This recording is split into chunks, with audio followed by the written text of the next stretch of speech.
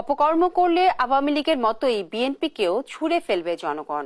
দলীয় নেতাকর্মীদের এমন হুঁশিয়ারি দিয়েছেন বিএনপির মহাসচিব মির্জা ফখরুল ইসলাম আলমগীর। মঙ্গলবার বিকেলে ঠাকুরগাঁও সদরে মোলানী উচ্চ বিদ্যালয় মাঠে গণসংযোগ কর্মসূচিতে তিনি এই কথা বলেন। এ সময় তিনি আরো বলেন, বাংলাদেশের মানুষ ভয়াবহ এক ডাইনির হাত থেকে রক্ষা পেয়েছে। আওয়ামী লীগ যাদের ভয় পেয়েছে তাদেরই গুম করেছে।